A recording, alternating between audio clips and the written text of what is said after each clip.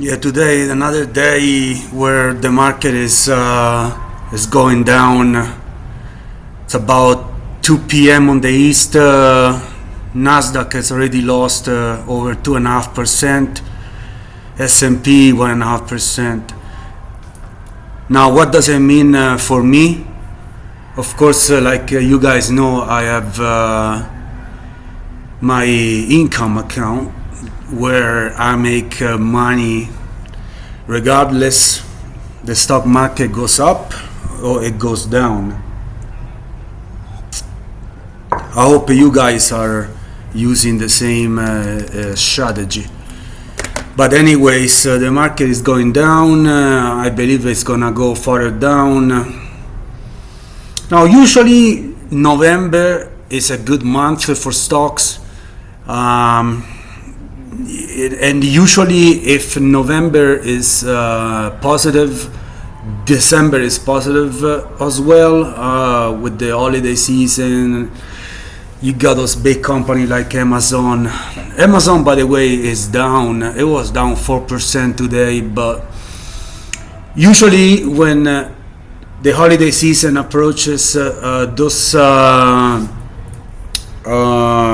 companies are gonna go up and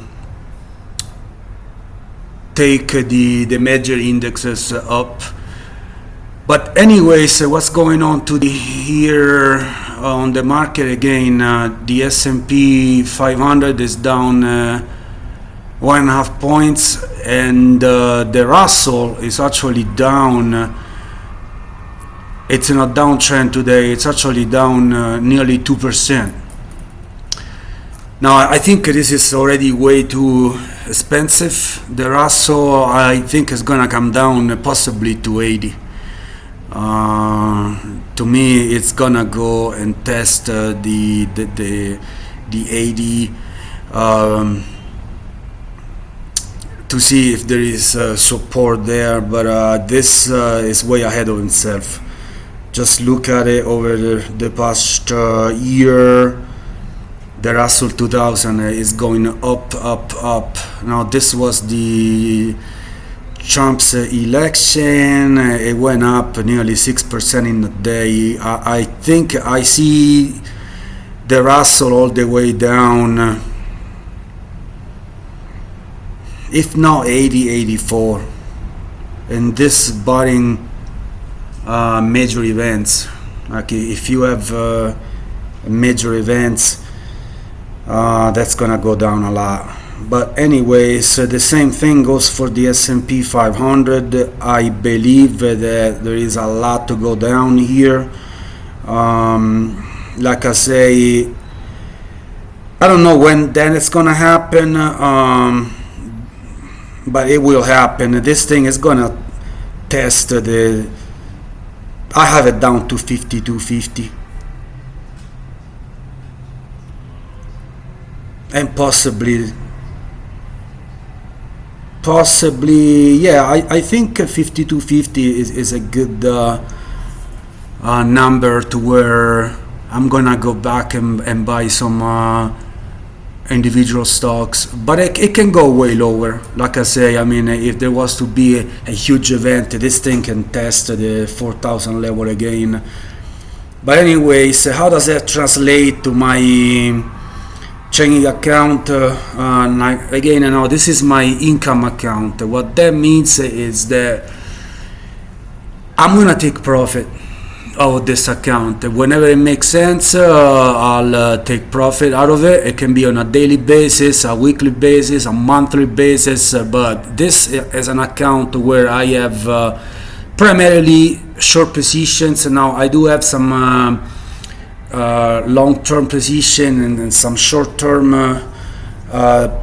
positions, but primarily this is where I'm gonna have to make money every day, or whenever it makes sense. I don't want to optimize this for a daily income, because by doing that I might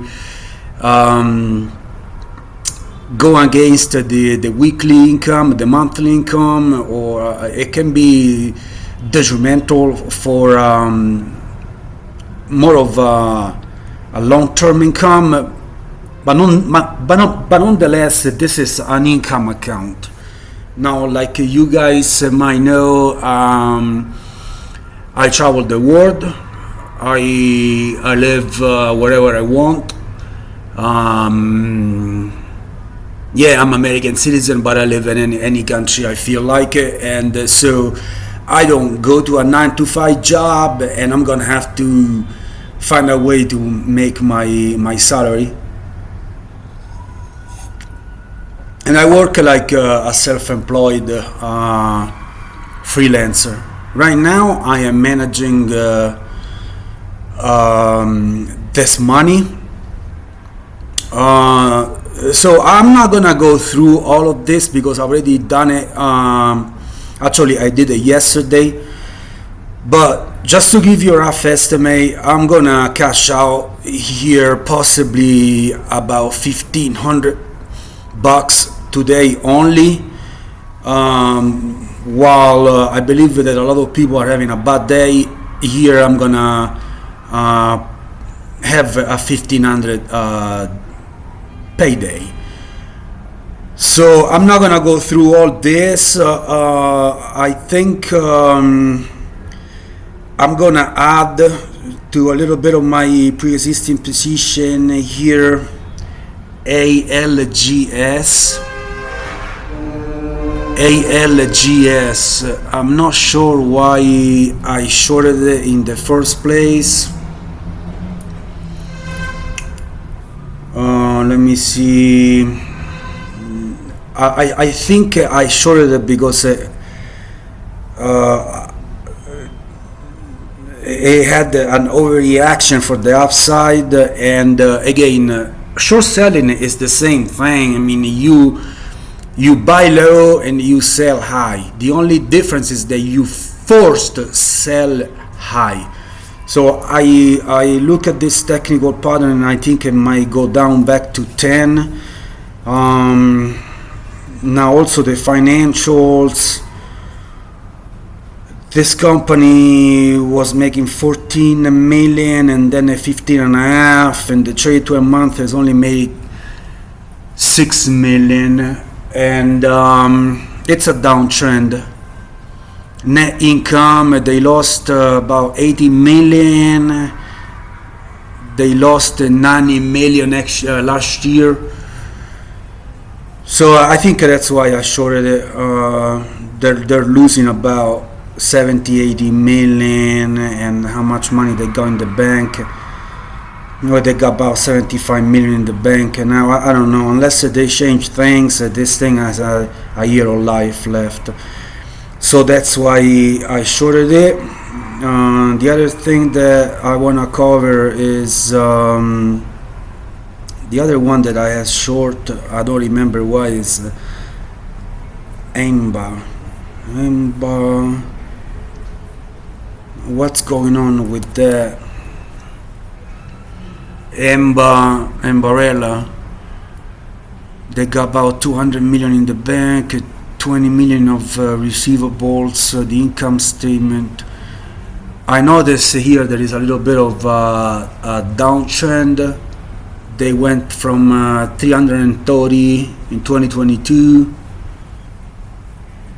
turning to a month they're gonna be making 220. I mean, that's a huge haircut there. I think that's about a 50% revenue cut. So I think I'm gonna add a bit more on that. I'm not sure if I'm gonna do it today. But anyways, I feel like closing Wolf Speed, it's down again nearly 9% today. I'm gonna close this. This is a very small position, but this position was huge. I had I don't remember, possibly 20 grand in a short position on Wolf Speed. I've been taking profit, and now I think I'm gonna get out of it altogether. The other thing that I forgot to talk about yesterday was Hasbro, HAS. I'm making about $120 on that. Let's see why I shorted it. Hasbro, I think they make toys for kids. And that too, I notice a decrease in revenue. To me, a decrease in revenue is a red flag, because operating expenses are only going to go up with inflation. Now, this company was making nearly $6.5 billion in 2021, and the trailing 12 month they're going to be making $4.3 billion. Wow, that's a huge haircut there. Net income, man, they lost $1.5 billion last year. They're losing nearly 650 million trailing 12 month. So I think that's another candidate to be a short. Again, also the timing is important. It's not only what to short, but when to short it. And here on the balance sheet, they got $1 billion in the bank. On the cash flow, the net change and cash flow usually it was up nearly $500 million after losing $500 million here. Need another $500 million here. They lost $3 billion in 2020, of course, for the pandemic. But anyways, I thought it was a good idea to short sell it. I have a small position. What's going on here over the past year is about up 40%, but over the past 5 years, I think it can go down further. It can go down back to 40 here. If it'll break down 40, this thing can really plummet. Yeah, I don't think it's a good investment. It's got 2.5% of the shares flow of the float shorted, so I think that's a good threshold. I stay away from stocks that they are heavily shorted. But anyways, I'm gonna be looking here, finding a little bit more companies to short sell, and let's give another look at my portfolio. Like I was talking about yesterday, Occidental Petroleum is going down. It's down about 2% only today.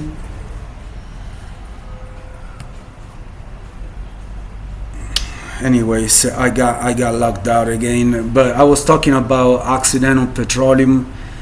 It's down 2%, and it's one of those big Warren Buffett's positions. I think if he decides to sell out of it, definitely can be a huge drop for the stock, and that's where I'm gonna profit.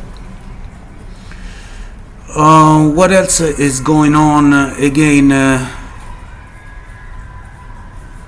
it looks like the market now is off of its lows of the day.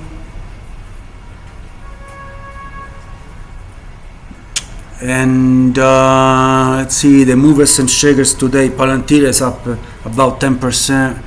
Palantir, I don't do anything. I don't buy. I don't sell it short.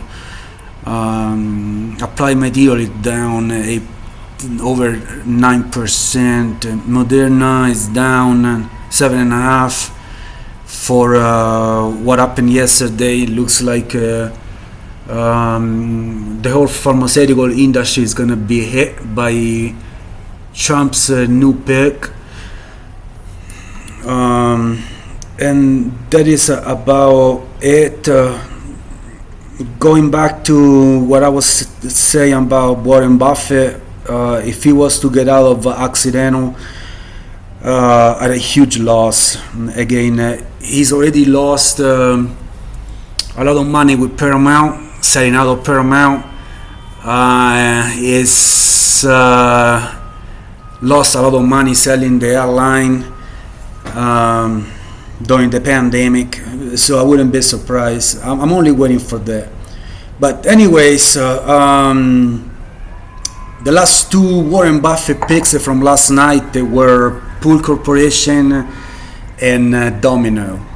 We'll see how that works out. I don't think he picked those companies. I believe possibly Todd and Ted did that. But I wouldn't be surprised they're gonna get out of those positions in the past 2-3 quarters, in the next 2 or 3 quarters.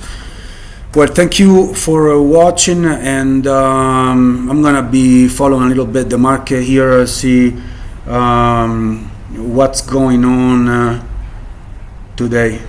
Thank you. I don't totally know how to answer that. I thought Chair Powell had a lovely phrase that when it comes to policy, we don't speculate. It's not our job to try to make predictions about who's going to win elections or what are they going to do. Our job is to follow the dual mandate, maximize employment, stabilize prices. If policies get enacted that we think are going to affect our mandate, of course we react to those conditions just like every other conditions, but we're not in the elections business or the anticipation of policy business of that form. Well, you did serve in an administration as chairman of the Council of Economic Advisors, and now you work for the Fed. From your perspective, what should be the relationship between an executive administration and the central bank? Look, I said before I ever was at the Fed that Fed independence is important, and that's close to unanimously held view among economists, because the simple reason, just look around the world and look at times in the United States when a sitting administration can bully the Fed or tell the Fed what to do or the central bank what to do on interest rates, the outcomes are worse. Inflation is higher, the economic growth is lower, and that's why everybody thinks that the Fed's independence is important. And it's an interesting observation. I was the chair of the Council of Economic Advisors. There are many previous people that worked at the Council of Economic Advisors or in high-level treasury roles who work in the Fed because they have public sector experience. But the question of Fed independence, and it's embodied in the Federal Reserve Act. They try to set it up to be as insulated from elections as possible. It's not on the presidential election timetable for the terms. There's a composition of the FOMC, some of which are political appointees, some of which are from reserve banks around the country that are not chosen through a political process. And that's how it should be if you want to do the best monetary policy, I think. I guess I'm going to ask a question that I sort of asked before, but in a different way. Back a couple of years ago, Lael Brainerd put forth the proposition that maybe you want to have a slow period of policy, taking breaks in between meetings where you might raise or lower interest rates because you have to assess where the economy is. Because we don't know what's going to happen with fiscal policy, and because we're getting a little bit of extra strength in the economy, do you think that is probably a good idea, that maybe we don't price in regular rate cuts, that you do take some breaks in between? Well, first, I thought you were about to say, I thought you were going to quote me something you asked me 2 years ago, and I was going to say I don't remember that. But so you asked Vice Chair Brainerd. The Fed's decision making is not based on the results of elections. Our decision is based on the dual mandate and the assessment of the economic conditions and the outlook. If the outlook is changing, then we can balance and think through what that means to the Fed. But the part of the question that I object to, it's not speculating about fiscal policy. That's not the Fed's role. We're the Midwest. You tell us the weather, and we tell you what jacket we're going to put on. But that goes into the economic conditions, and what we do is watch economic conditions. I'm perfectly comfortable, personally, with the idea that if you look at the dot plot, there is disagreement about what will the ultimate settling rate be of R star, if you want to call it that, or what would it mean to stop being restrictive and start being neutral. And if we're getting closer to the disagreement point, I can understand why you would want to slow down a little bit to try to gauge, is this neutral or are we still restrictive? Because monetary policy has a lag in its impact. And in my view, that's the way we should be managing this question of how slow or how fast to do it. Well, let me ask you one last question, and that is, you mentioned you're in the Midwest. You can tell us what kind of coat you're wearing. Probably the same as us today. It's cold in Boston. But what are CEOs and consumers telling you out there? I know you're not just looking at past data when you make your decisions. You try to incorporate current views of the economy. So what are the views of the people in your district? Well, out here in the heartland, in the reserve banks, we spend a lot of time going and talking to business leaders and community leaders and consumers and getting more up-to-date measures than just what come out in official data. A lot of the discussion, and we have a special focus on autos and manufacturing here in the 7th District because we have the most auto production of all the districts by far. Most of the business community are reporting back a steady as she goes kind of a report, and that the job market, it's not easy to find people, but it's not the kind of labor shortage, labor scarcity mentality that they had coming out of peak pandemic. On the inflation side, a lot of discussion, really complaints on the part of the business people that they cannot raise prices as much as they did before. They can't pass on cost increases, fear that there might be some cost increases coming, complications in the supply chain, etc., and that now consumers would not stand for passing those costs on. So all of those don't tell a story to me that's that different from what the data have been showing, which is this steady progress on the inflation front, stabilization on employment, and steady as she goes, let's try to bring the interest rate down into something like neutral and be a little less restrictive. You've been in Chicago for a long time, but now you're at the Chicago Fed, which encompasses the city of Detroit. If the Lions win out, is that good enough for you? That's good enough for me. We got a branch in Detroit. We got a bomb dog in Detroit who sidelights as the bomb dog at the Detroit Lions Stadium. So we're all Lions. That'd be okay. Almost as good as the Bears.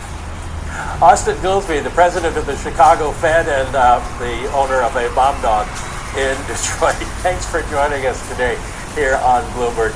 And I'll send it back to you guys in New York. Hey, thanks so much, Michael McKee. Bomb dogs and the dot plot. Michael McKee, Bloomberg News International Economic and Policy Correspondent.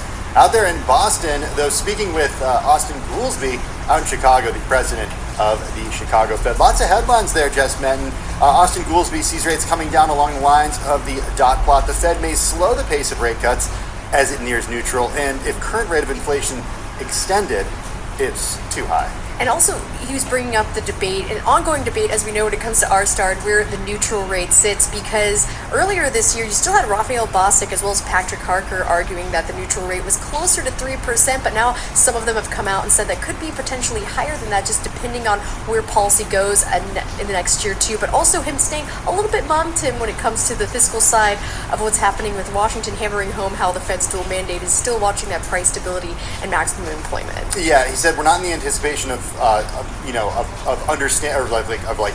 anticipating the policy platform, but if policies get enacted that will affect our mandate, we of course will react to those. Kind of repeating what he heard from and what we heard from Jay Powell last week at the press conference. Also, some interesting anecdotal comments coming from the Chicago area.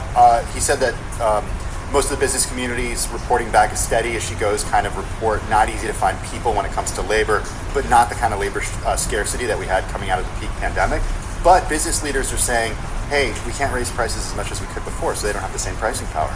Something that piqued my interest was actually when you brought up what was happening with productivity, because we did hear other officials this week, like Neil Kashkari, arguing that whether or not if we saw higher productivity, that might slow the pace of rate cuts next year, depending on what that would mean for GDP. But he was actually arguing that sometimes you can have higher productivity, but not necessarily have GDP growth overheating the economy, and you could still have generating faster growth in the economy without higher inflation. That was a little bit of a different perspective there than some of the other officials this week, Tim. Lots of Fed speak to parse through. Hey, but the market's not closed yet, so let's go and get an update from Charlie Pellett, who's got an update on where the markets are and some business news. Hey, Charlie. Hi, thank you very much, Tim and Jess. Lower across the board right now for the Dow, the S&P, and Nasdaq on track for a losing week. This week, the S&P down by more than 2%. Right to the numbers, because we have got the S&P slumping as Trump trades lose steam. S&P now down 91, a drop right now of 1.5%. The Dow down 350, down 0.8%. Nasdaq particularly hard hit today, down 488 points, down 2.6%.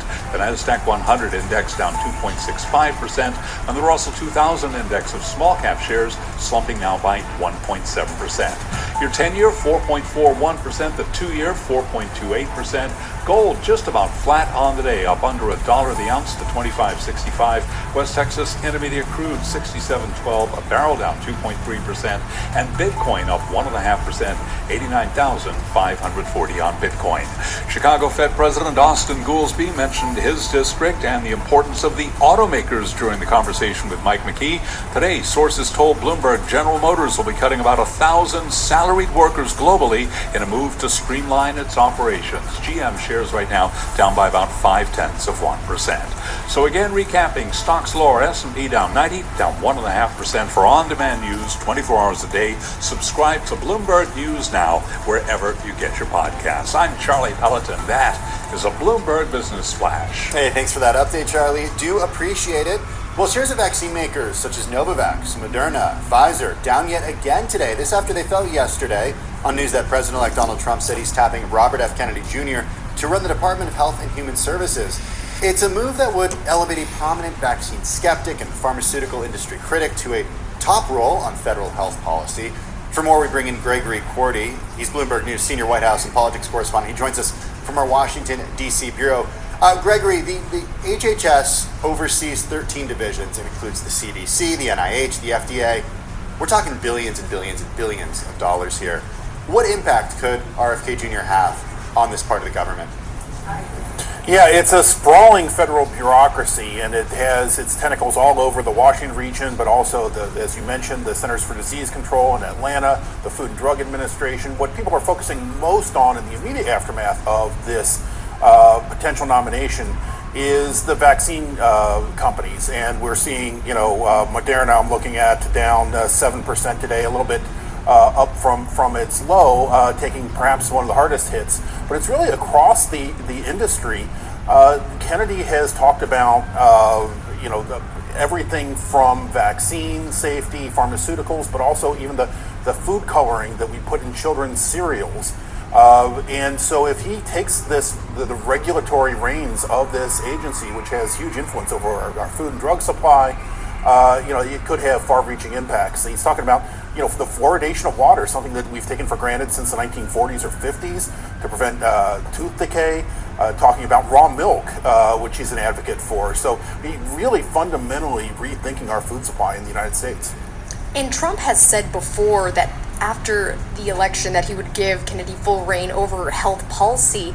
And even before Trump was elected, and you even alluded to this too, Kennedy said he would recommend water agencies to stop adding fluoride to drinking water. Would he have the power to make things like that happen? Yeah, it's been so far out of the realm of discussion for the past 7 decades that it's really kind of hard to get a handle on that. The fluoridation is done, largely through municipal water supplies. I'm not clear on how much influence the federal government has over that, other than maybe setting some safety standards. There are some studies that say that fluoride in very high doses could have some adverse health effects, but nothing near the levels that are typically in water. But I think, to go to your point, this is such a fundamental rethinking of things that we thought we knew about health and science that had been well settled for decades. Now potentially rethinking at the beginning of a first Trump administration. Yeah, I mean, there's some stuff that he talks about that certainly goes against conventional medical science, and no question against what scientists have been saying for years, Gregory. But there's also some stuff that's pretty basic when it comes to health, like he likes to talk about exercising a lot, eating less processed food. So his views, I think, really run the gamut. But I'm wondering what you've heard so far from senators, if this nomination does indeed happen, and if he goes in front of the Senate for a hearing, is this the type of person who senators would approve in your view? Yeah, I mean, obviously that's a big question, but this nomination comes amid a number of controversial nominations, including Matt Gaetz as Attorney General, Pete Hegseth as the chief at the Pentagon. And so I think there's a sense of bewilderment on Capitol Hill right now, especially among Democrats, but even many Republicans trying to figure out how many of these nominees they can afford to vote against without alienating the future president of the United States, how they play those chips. And then we had a question of recess appointments. President-elect Trump says he wants the Senate to basically go out of session and turn its back while he appoints people like Kennedy and Gaetz and Hegseth to these prominent positions without having to seek confirmation by the Senate. And that would be a very provocative move. And so we heard from the future majority leader of the Republican Senate on Fox News last night saying he's open to the idea, but it would still have a lot of obstacles if the opposition continues to mount to some of these Trump nominees among Republicans. They not only won't want to vote for Kennedy or Gaetz or whoever it is, but they won't want to go into recess to let the president-elect do it through the back door. Why are senators who, maybe some of them whom just got reelected or elected, why are they so concerned about alienating a president who, at this point, we know is done after 4 years? Yeah, I mean, that's an interesting question, but it's one that we have been asking for the past 8 years, right, about Trump's grip on the Republican Party and on Republican lawmakers. Certainly, I think that grip has always been a little tighter in the House than the Senate. Senators are elected to 6-year terms, and so the senators that are coming in, this freshman crop of senators, on the one hand, they owe their election to the Senate to Trump's coattails. On the other hand, by the time they have to seek re-election in the year 2030, Trump will have gone from the national stage. And so that's exactly the question that I think a lot of senators are asking themselves is, how much freedom do I have? How much leeway do I have to push back against who is the leader of the Republican Party? And Kennedy has said that he wants to overhaul the Health and Human Services staff. What exactly could his plans be for that, and who would be ousted? Yeah, so, obviously that includes a lot of heads of these 13 sub-agencies that Tim was talking about, but also a large number, outside of Washington in Bethesda, there's the National Institutes of Health, which includes a lot of scientists. That's where Anthony Fauci came from, who was the sort of the vaccine czar during the coronavirus epidemic. There's a lot of skepticism from the American right about those scientists, and so I think there's a lot of technical experts, not just in HHS, but probably a lot of different areas of government that are now reconsidering their careers and deciding whether they would want to retire, resign, do something else, or risk being fired by the next administration. If, and again, this is a big if somebody like Kennedy were to be nominated, that's not a done deal yet. We may end up with a somewhat more conventional nominee. But on the other hand, we also have, at the same time, remember, we have Elon Musk and Vivek Ramaswamy appointed to this Doge Commission to look at vastly reducing the size and scope of the federal government. So even if it doesn't come from Kennedy's scalpel, it might come from a machete from Elon Musk and Vivek Ramaswamy. Yeah, that's a really good point, and that's a point that I think has maybe been lost on a lot of people. So let's talk a little bit about that. What power would those two individuals have to actually cut government spending by such a significant degree? I mean, Elon Musk bought Twitter a couple of years ago, fired a bunch of engineers. It still works. That's his own company. That's a private company. You can't really do that with the federal government, Gregory. Well, it's been tried before, but by much more conventional means. programs. I'm a veteran of the Simpson Bowles Commission, of the so-called Congressional Super Committee. There have been a lot of attempts over the decades to find some sort of mechanism to find massive savings in the federal government to help balance the budget. It never works because each one of these programs in the government has some sort of political constituency. And it's really hard to get the political will to make the cuts that, frankly, most people in Washington would concede need to happen. There needs to be some sort of fundamental restructuring of our income to our spending. And so here you come to entrepreneurs who, frankly, are oblivious to the political implications of this, who just see what they see as a massively bloated federal bureaucracy and would use very crude means to just cut it. Now, all of that, still, they're working from outside of the government. And so it's going to take President Trump to accept those recommendations, whatever they are, and get them through Congress. Now, there's a whole other discussion about whether the president can do this unilaterally. That's a discussion perhaps for another day. But no one's quite sure what to make of this. It certainly has big ambitions, but it's still unclear exactly how it would work when Elon Musk comes to Washington and the real politics of making such big cuts. Another segment, as you know, that could be impacted is the Food and Drug Administration, as well as drug makers. Kennedy has talked about how he wants to eliminate liability protections for drug companies. How do you think this will affect the FDA as well as drug makers? Yeah, I mean, the one thing that caught a lot of people's eyes last night when President Trump made this announcement that he was going to nominate Robert F. Kennedy Jr. to the HHS post was not just what he said about Kennedy, but what he said about the sort of the health establishment. And he called these agencies deceptive. He said they were full of disinformation. And it was really the sort of the biggest broadside that we've heard from President-elect Trump against this industry, really, for an awful long time. Remember, as president, he was president during the coronavirus the pandemic, and was behind the Operation Warp Speed to bring many of these same vaccines to market that now Kennedy is very skeptical of. Now, your question is, let's broaden this to other drugs, other segments, and that's what we're seeing is not just these vaccine companies, but across the S&P Health Index, we're seeing broad declines today because this does have tentacles into other sort of pharmaceuticals. Do you think there are many career, I know bureaucrats is a dirty word, but there are many career employees who work in the National Institute of Health, the FDA, people whose job it is to essentially be regulators or to do scientific research. I wonder to what extent a pick such as this might alienate those folks and drive them on their own outside of the administration, even before something like this goes into effect, just the change in attitude there.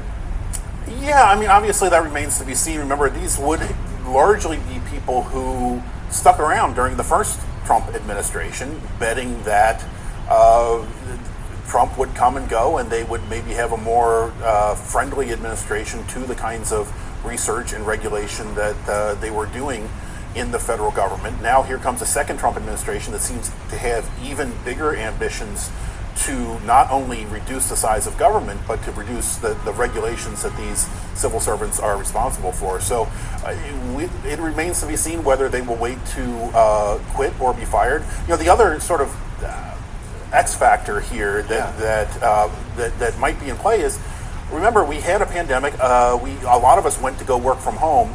You and I are back in the office. A lot of federal employees are not. They have been working remotely for the past 4 years. And so how that has subtly changed maybe the culture of some of these departments and how these civil servants relate to their work, I think might be a factor in how many decide to stick around the next administration. That's a good point. We also know that Elon Musk, not a big fan of people working from home. We saw what he did to the folks out at the company formerly known as Twitter when they weren't coming into the office. You're listening to and watching Bloomberg Business Week. Up next, it's the CFO Briefing.